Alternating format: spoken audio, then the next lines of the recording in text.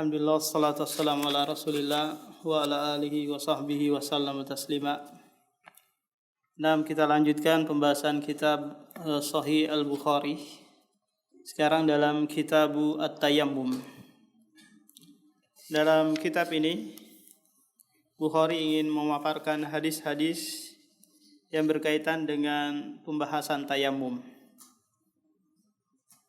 Tayammum sendiri adalah badalul wudu, pengganti dari udu. Kalau udu bersuci dengan menggunakan air. Kalau tayammum yaitu bersuci dengan selain air. Nah, para ulama berselisih pendapat mengenai tayammum ini, apakah dia istibahatus shalah ataukah raf'ul hadas. Apa maksudnya ini? Tak kala seseorang itu bertayamum, apakah ini untuk kebolehan sholat yang ada pada waktu itu, ataukah memang tayamum ini mengangkat hadas? Sehingga kalau sekiranya dia bertayamum untuk sholat maghrib tadi, kemudian setelah sholat terus mendapatkan air, apakah dia harus mengulangi lagi ataukah tidak? Nah, kalau sekiranya tayamum dianggap sebagai raf'ul hadas, mengangkat hadas, nah ketika dia selesai sholat maghrib, terus dia mendapatkan air, maka tidak perlu lagi mengulang toharonya dengan dengan air. Cukup dengan tayamum dan tanpa mengulang lagi sholat, karena sholat tadi sudah ditegakkan dengan bersuci. Nah, begitu datang waktu Isya, dia mau sholat dengan tayamum maghrib tadi, maka ini dibolehkan. Kalau tadi tayamum tadi dianggap sebagai raf'ul hadas, mengangkat hadas. Nah, kalau sekiranya dianggap sebagai istibahatus shalah, maka sholat maghrib itu saja. Ketika datang waktu sholat Isya, dia harus wudu kalau ada air, tayamum lagi kalau sekiranya nggak ada air. Nah, ulama kita menyebutkan bahwa syarat tayamum ada 3. Yang pertama adalah al-ajzu an isti'malil ma', tidak sanggup menggunakan air. Ini syarat yang pertama, Pak. Dia tidak sanggup menggunakan air dalam artian tidak ada air, ya kan? Dia tidak ada air, dia tidak mendapati air. PDAM mati mungkin, mau beli nggak ada yang jual, mau minta ke tetangga juga nggak ada airnya tetangga, kesulitan. Sementara waktu sholat sudah tiba, maka dia bertayamum. Atau dia tidak bisa menggunakan air karena sakit. Karena sakit. Karena kata saran dokter bahwa dia tidak boleh menggunakan air. Kalau menggunakan air nanti mungkin sakitnya akan lambat sembuhnya atau akan bertambah sakitnya. Paham? Maka dalam kondisi ini dia bertayamum.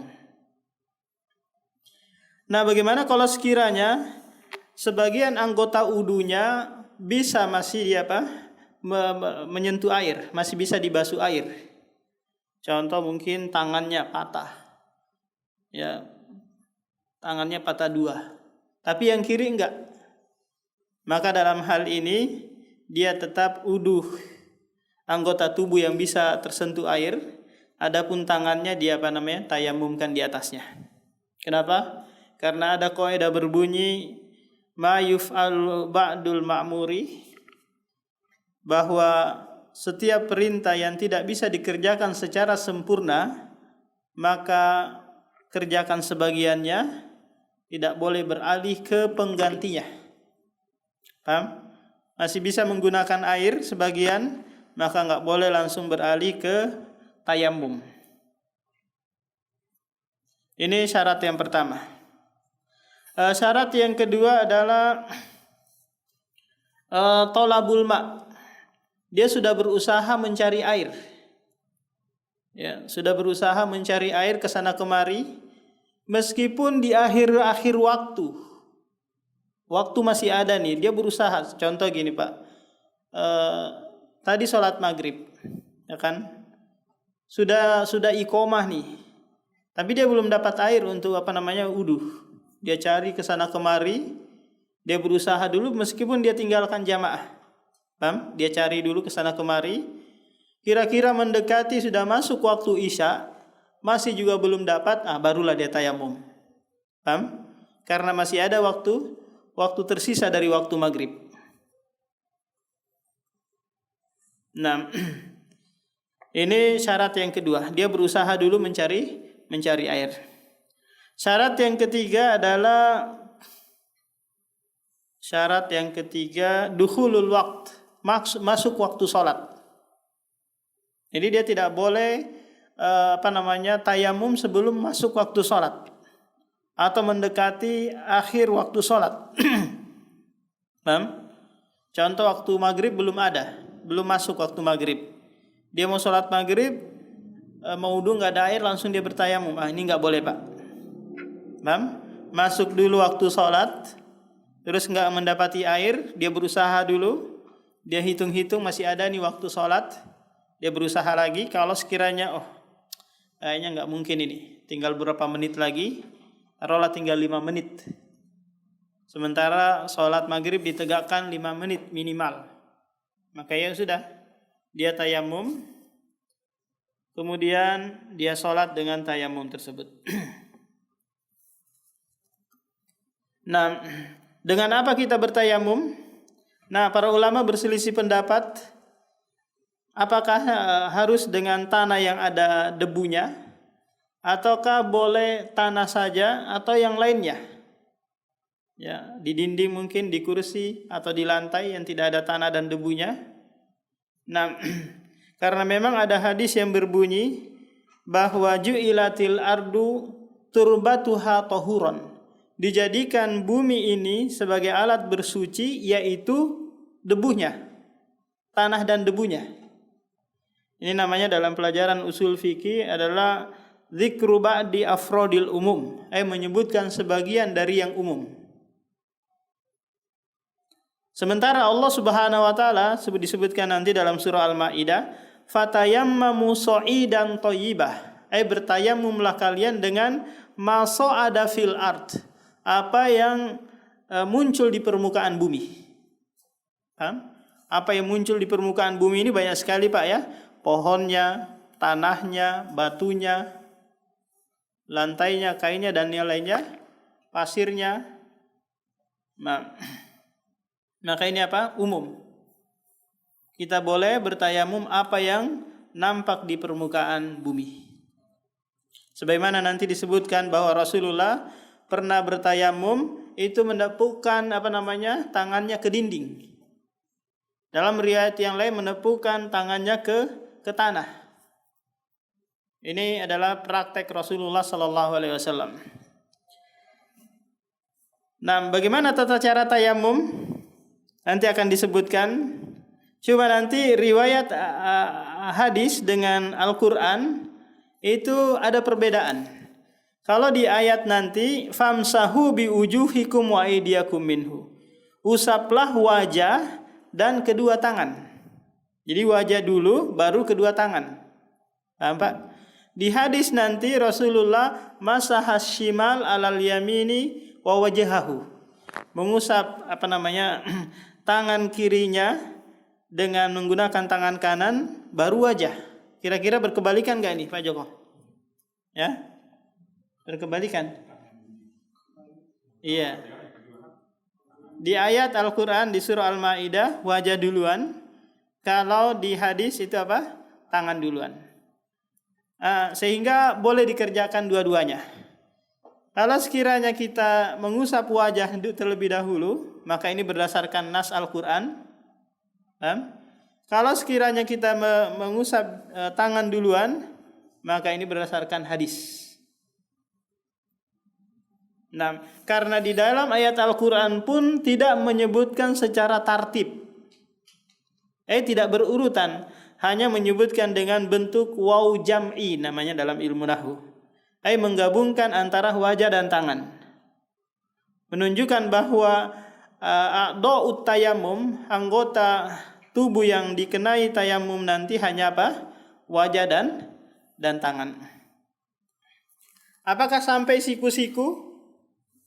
Kalau sekiranya sampai siku-siku nanti, ini mimbabil kias. Dikiaskan seperti layaknya uduh. Paham Pak?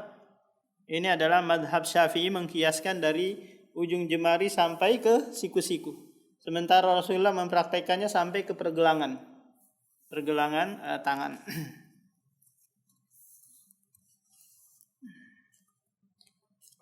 Qala al-Imamul Bukhari babut tayammumi.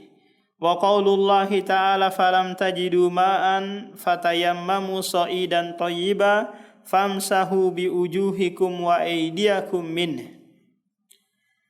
Allah Subhanahu wa taala berfirman dalam surah Al-Maidah, jika kalian tidak mendapati air, maka bertayamumlah.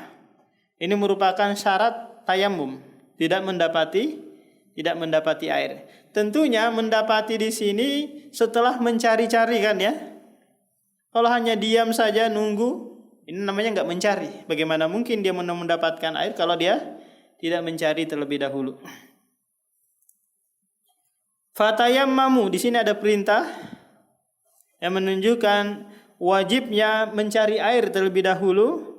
Setelah tidak mendapati, barulah dia beralih ke tayammam. Sa'idan thayyibah.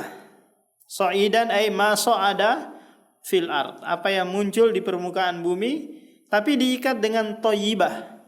Menunjukkan bahwa hal-hal yang najis ini tidak boleh digunakan untuk bertayamum. Contohnya apa kira-kira? Pak Samsuri? Apa kira-kira contohnya apa yang muncul di permukaan bumi ini tapi dia najis? Kotoran kucing atau kotoran sapi Pak Joko, boleh? Kotoran sapi boleh dipakai bertayamum Pak Joko? Dihancur-hancurin gitu?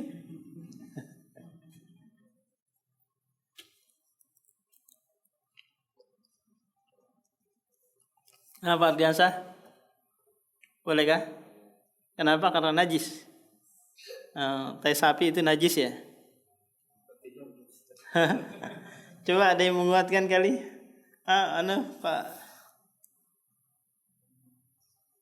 Pak Jusman dari Mekah ini bertayamum kah? Pak Jusman di pesawat tayamum bawa tanah dari Balikpapan? Enggak ya. Ikut di pesawat aja. Tapi ada ini jamaah yang lain bawa tanah? Enggak ada. Semuanya tayamumnya di kursi ya.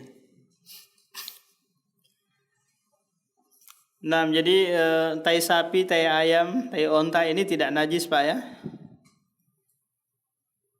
Tapi menjijikkan, ya kan? Sesuatu yang menjijikkan belum tentu dia najis. Tapi kalau sekiranya tidak ada lagi yang didapati kecuali itu, maka itu boleh digunakan untuk bertayamum. Famsahu biwujuhikum, usaplah wajah-wajah kalian dan kedua tangan kalian. Nah, ini masih global perintahnya. Prakteknya nanti di hadis Rasulullah SAW. Jadi hadis ini ada sababun nuzulnya, sebab turunnya. Disebutkan oleh Imam Bukhari. Di bawah ini kisah Aisyah radhiyallahu an yang kehilangan gelang, dan inilah sebab turunnya ayat ini.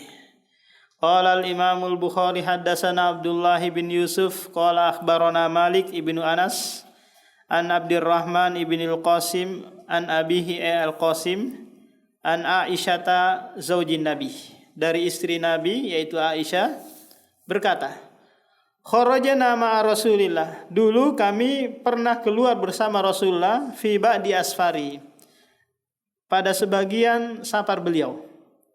Jadi memang kebiasaan Rasulullah itu membawa satu istrinya dari 9 istri yang ada.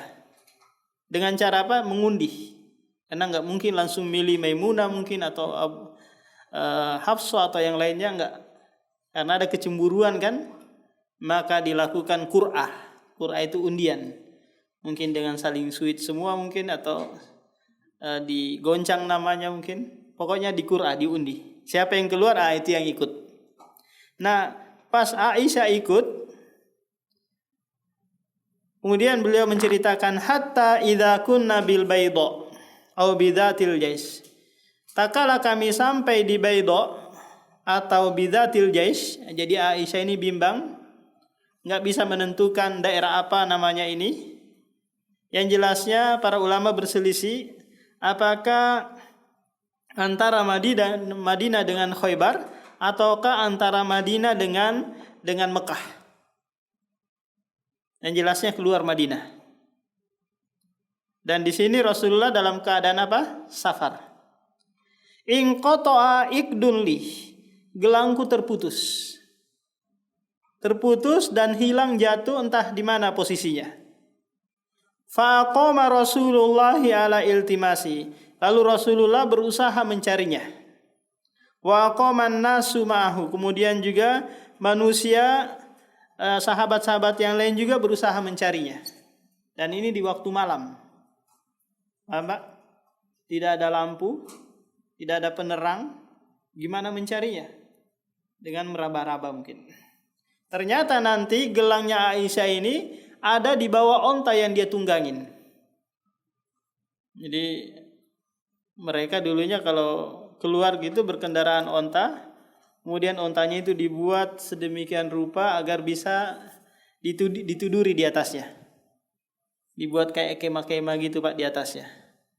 Jadi coba bayangkan, onta kan jalannya lambat ya, dan sambil goyang-goyang kan. Gimana dengan yang orang yang ada di atasnya? Apa enggak mabuk setengah mati kan, digoyang-goyang perjalanan berapa kilo gitu. Tapi itulah kondisinya. Walaisu alamain, sementara mereka sahabat dan Rasulullah bukan di sekitaran air yang mereka bisa apa? Bisa wudu untuk sholat ketika datang waktu sholat. Fa'atan nasu ila Abi Bakri As-Siddiq. Lalu sebagian manusia, sebagian sahabat mendatangi Abu Bakar, mengeluhkan kondisi ini. Kenapa? Karena dengan sebab anaknya ini kejadian seperti ini. Istilahnya apa? Biar kamu omelin anakmu itu, karena tingkahnya yang seperti ini membuat yang lain itu menjadi kerepotan. Faqalu ala taro ma sana'at Aisyah.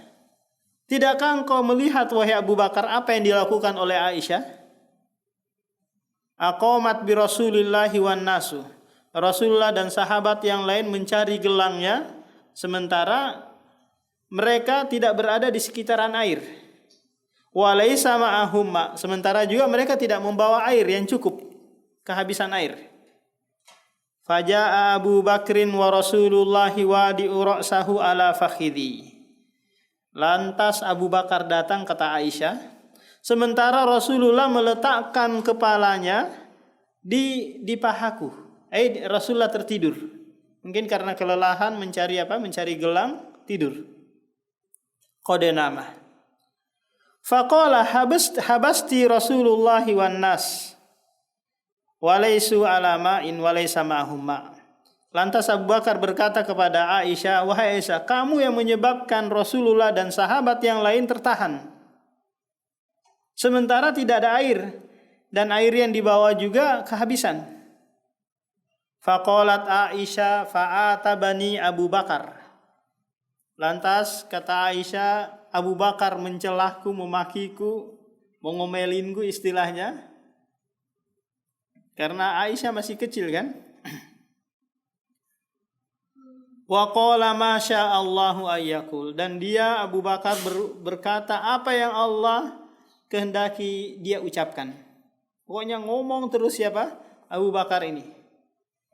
Karena merasa jengkel dengan anaknya ini, dengan sebab perbuatannya, manusia tertahan. Wa ja'ala yata'ununi biyadihi fi khasirati. Lalu kata Aisyah, Abu Bakar ini mencubit pinggangku dengan tangannya. Masih kecil. Ini dicubit pinggangnya. Fala yamna'uni minat taharruki illa makanu Rasulillahi ala fakhidhi. Aku tidak bisa bergerak apa-apa. Enggak bisa bergerak, kenapa? Karena Rasulullah lagi di pangkuan Aisyah. Seandainya bisa bergerak karena kesakitan dicubit, dia akan bergerak kan?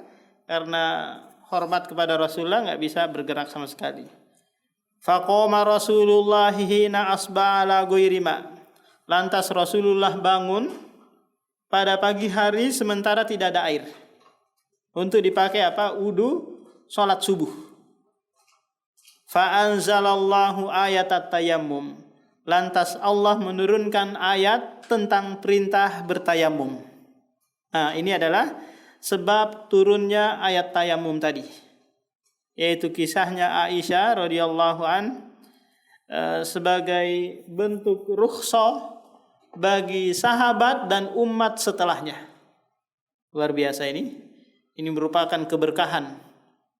Karena dengan perbuatannya dia akan menjadi menjadi pelajaran, menjadi syariat bagi sahabat dan yang lainnya. Faqala Usaid ibnul Hudair. Lantas ada seorang sahabat berkata kepada Aisyah, "Ma hiya bi awwali barakatikum ya ala Abi Bakar."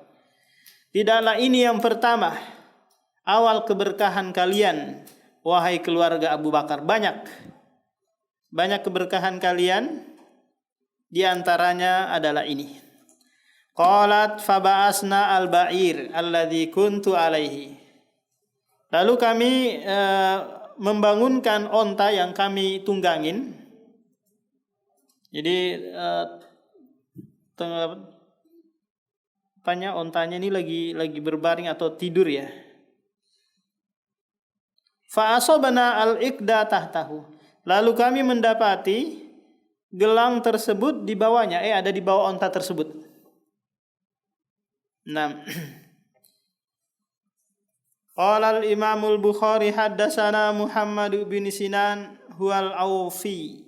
Qala haddatsana Husyaimun qala tahwil wa haddatsani Sa'id ibn Nadri qala akhbarana Husyaimun.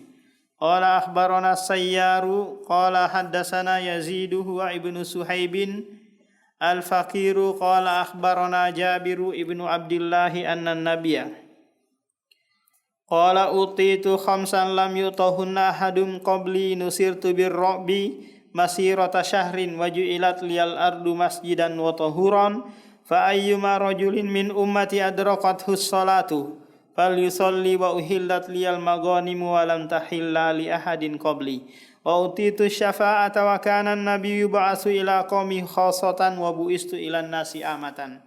Hadis ini menjelaskan kepada kita bahwa tayamum, pensyariatan tayamum itu adalah kekhususan bagi umat Nabi Muhammad.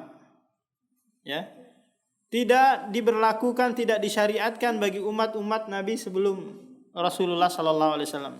Jadi umat Nabi Isa, Nabi Musa, Nabi Nuh, Nabi Yusuf, Nabi Yakub, ini tidak ada syariat tayamum. Paham Pak? Jadi kalau mereka mau wudu dengan air. Enggak ada syariat tayamum.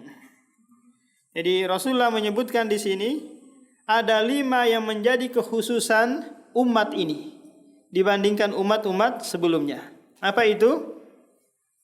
Utitu khamsan, aku diberikan 5 hal lam yu'tahunna ahadun qabli, yang tidak diberikan kepada salah seorang dari nabi atau rasul sebelumku.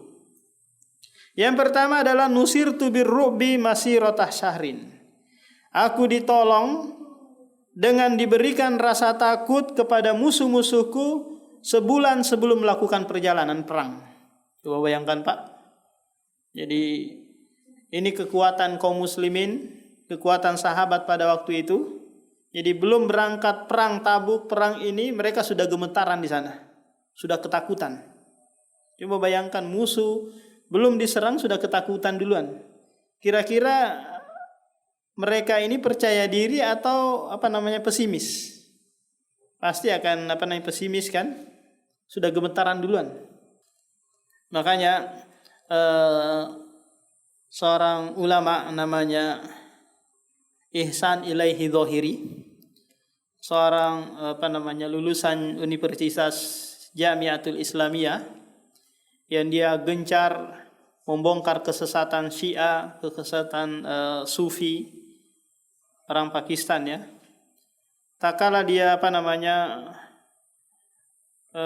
berkhutbah di mimbar di Pakistan sana, dia menyuruhkan bahwa datangkan saya 300 orang sahabat, maka saya akan guncangkan negeri Paman Sam atau Amerika sana.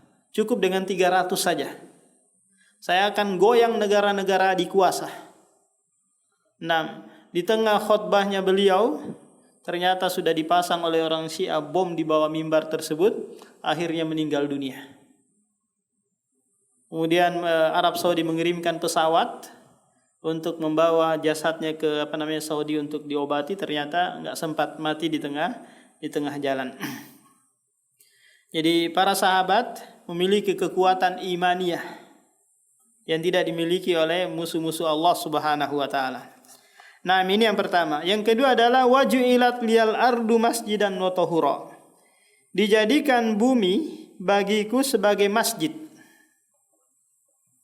Masjid di sini adalah masjid yang sifatnya umum, tempat sholat atau tempat sujud. Adapun masjid yang khusus, yang syar'i, adalah tempat yang disepakati untuk ditegakkan sholat 5 waktu di dalamnya, berjamaah. Ini namanya apa, Pak? Masjid. Meskipun itu belum ada dindingnya, belum ada kubahnya, luasnya hanya berapa meter gitu, tapi kaum muslimin sudah sepakat menjadikan ini sebagai tempat sholat. Nah, nanti di situ diberlakukan tahiyatul masjid, diberlakukan sholat Jumat, tidak boleh jual beli. Adapun harim masjid, itu harim namanya Pak, itu yang di luar itu, teras. Nah, itu bukan bagian dari masjid. Paham? Maka tidak ada namanya syariat tahiyatul masjid dan boleh jual di teras-teras masjid itu. Karena bukan bagian dari masjid. Kapan boleh dipakai sholat di luaran sana? Kalau di dalam luber, penuh, ya kan? Nah, ini kekhususan bagi umat Nabi Muhammad, bahwa bumi seluruhnya, kecuali nanti yang dikecualikan seperti hammam, WC, dan mabarikul ibil, tempat menderumnya onta. Nah, ini yang dikecualikan, tidak boleh digunakan sebagai tempat sholat. Masjidan wa tahuran, masjid dan alat bersuci. Nah, ini yang menjadi topik pembahasan kita di dalam kitab Tayammum, bahwa bumi seluruhnya, apa yang ada di permukaannya, itu dijadikan sebagai alat bersuci. Fa ayyuma rajulin min ummati adrakathu shalah falyusalli.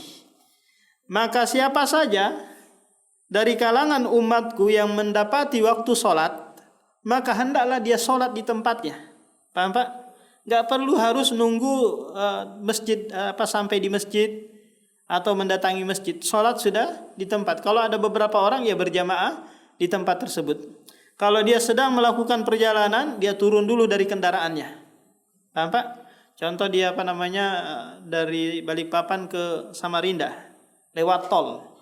Tiba waktu sholat, maka dia minggir dulu sholat di pinggir jalan. Dia harus turun. Kalau sekiranya memungkinkan singgah di area itu, sholat di situ, ya ke sana. Kalau enggak memungkinkan lagi, ya sudah sholat di situ. Dan tidak boleh sholat di atas kendaraan. Wa uhillat liyal magonim, dan dihalalkan bagi umatku dan bagiku magonim. Magonim ini adalah gonimah, hasil rampasan perang. Apakah itu pedangnya, baju perangnya, kemudian tawanan perang, perempuan-perempuan yang ikut perang. Nah, ini semua jadi apa? Jadi gonimah. Nanti dibagi-bagikan, bisa dijual belikan, karena ini adalah gonimah. Walam tahilla liyahadin qabli, dan tidak dihalalkan gonimah itu bagi umat-umat sebelumku. Paham? Jika mereka perang, hasil ghanimahnya nggak boleh diambil. Nah, jadi ghanimah ini kalau peperangan antara muslim dengan non-muslim. Paham Pak? Baru ada ghanimah. Kalau sekiranya perang antara sesama muslim, nggak boleh ada ghanimah. Nah, demikian juga tak kala kaum muslimin pernah perang dengan Tatar, Mongol gitu ya. Yang mana sebagian besar orang Mongol pada waktu itu sudah masuk Islam. Dan mereka perang, maka Ibnu Taimiyah mengatakan bahwa peperangan kami dengan mereka ini sama dengan perang melawan Khawarij. Perang melawan firqah-firqah yang bugoh, yang menyimpang. Sebagaimana Allah sebutkan dalam surah Al-Hujurat, wa in ta'ifatani minal mu'minina qatatalu fa aslihu bainahuma fa in bagat ihdahuma 'alal ukhra faqatilul lati tabghi hatta tafi'a ila amrillah. Jadi kalau sekiranya ada dua kelompok mukmin saling berperang, maka tidak boleh saling mengambil harta rampasan perang. Sebagaimana kubu Muawiyah dengan kubu Ali bin Abi Thalib pernah perang di daerah Siffin yang dikenal dengan perang Siffin. Banyak kaum muslimin yang meninggal dunia, sahabat juga banyak meninggal. Di antaranya Ammar bin Yasir. Wa utitu syafa'ah. Dan aku diberikan syafa'ah. Syafa'ah apa di sini? Syafa'atul uzmah. Ini kekhususan bagi Rasulullah, tidak diberikan kepada rasul-rasul dan nabi sebelumnya. Paham Pak? Apa itu syafa'atul uzmah? Apa Joko? Ingat Pak Joko? Syafa'atul uzmah. Apa itu?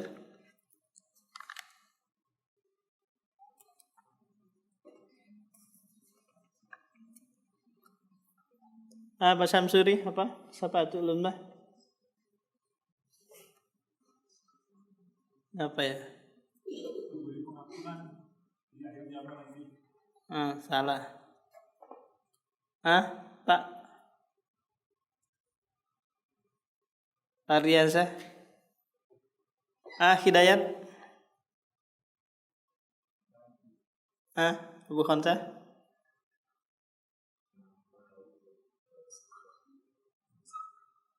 Segera dilakukan perhitungan.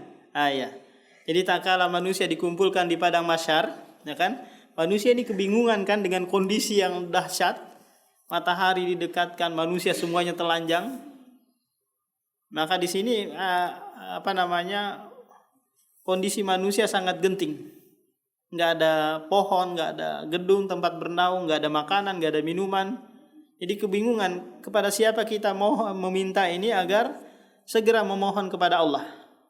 Datang kepada Nabi Adam nggak bisa, datang kepada Nabi Nuh, Nabi Musa, Nabi Isa nggak bisa. Akhirnya terakhir kepada Nabi Muhammad. Inilah berkat doa dari doa umatnya, wa ba'ashu maqaman mahmudan lilladzi wa'atah. Apa doa apa itu? Setelah azan kan? Adapun kelanjutannya innaka la tukhliful mi'ad, ini dhaif. Paham? Apa Pak doanya itu? Doa setelah azan Pak. Allahumma ati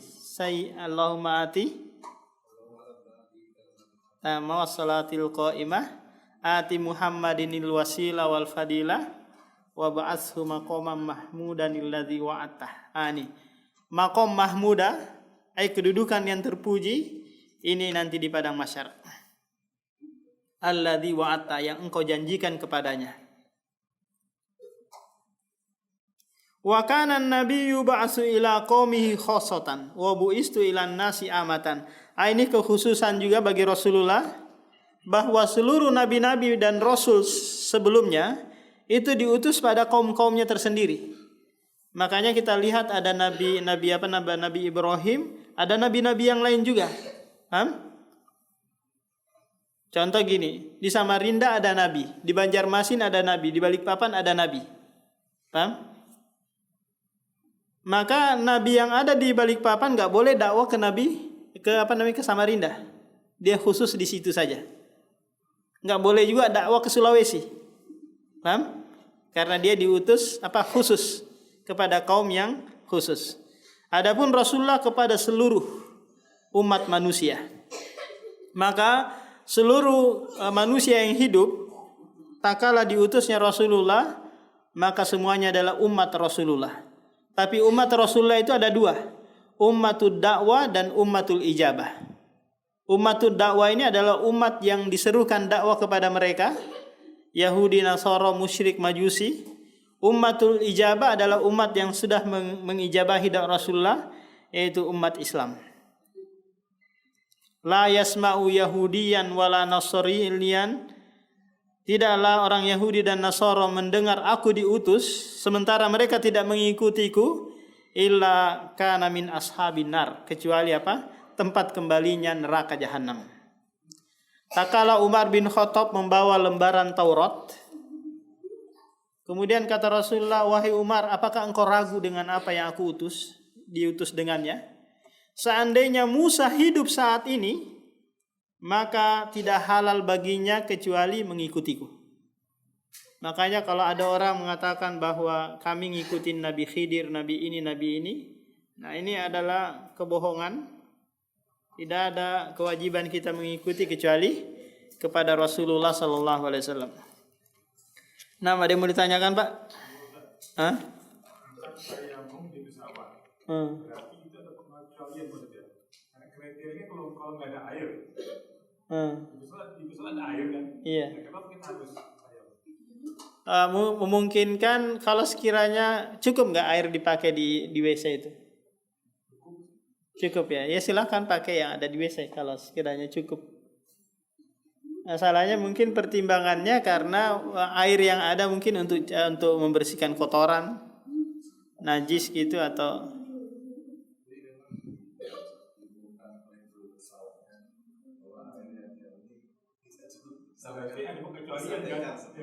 ada disampaikan bahwa tidak boleh dipakai untuk wudu.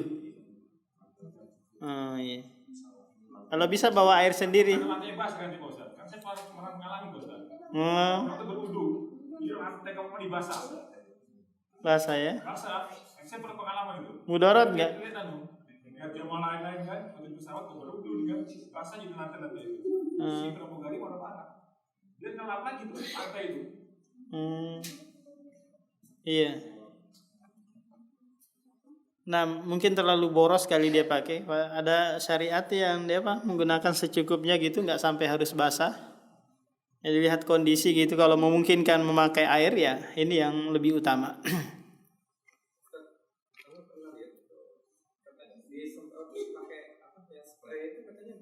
Iya bisa. Yang penting ini terbasuh air gitu. Nah, wajibnya sekali. Oh, antum Bapak nggak ikut ini ya pembahasan tentang wudu ya? Ada pembahasannya itu di Kitabul Wudu ada, sudah lewat. Mungkin Bapak masih di Penajam waktu itu.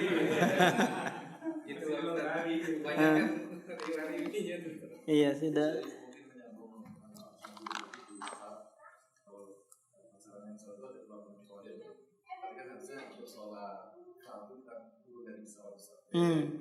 Iya.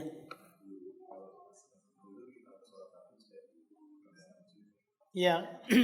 Kalau sekiranya sampai lewat 2 waktu, maka harus sholat di pesawat. Kalau sekiranya memungkinkan nih, taruhlah dari Jakarta, tapi susah sih, waktunya berbeda ya.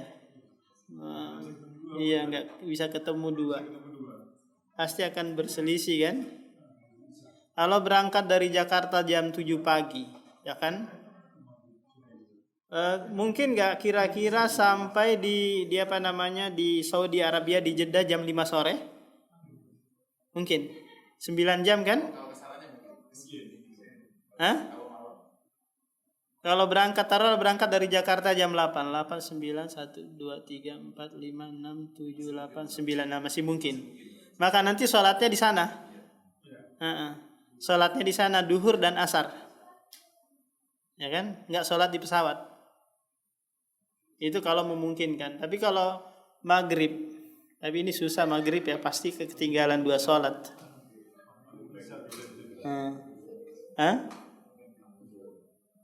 Biasanya rata-rata berangkat jam berapa, Pak? pesawat. Hah? Karena pasti ada yang sore, Kalau siang, kemarin bisa. Jadi sampai bisa masih sempat di jamak subuhnya nggak bisa ya, harus di pesawat. Atau subuh sudah tiba di Jakarta? Oh iya, dia harus di pesawat karena ketinggalan kan habis waktu. Nah, jadi itu ketentuannya. Kalau sekiranya lewat waktu 2 sholat, maka sholatnya di pesawat dalam keadaan terpaksa gitu. Karena secara hukum asal nggak boleh sholat di kendaraan, kecuali sholat sunnah. Nah, demikian Pak. Subhanakallahumma wa bihamdika, asyhadu an la ilaha illa anta, astaghfiruka wa atubu ilaik.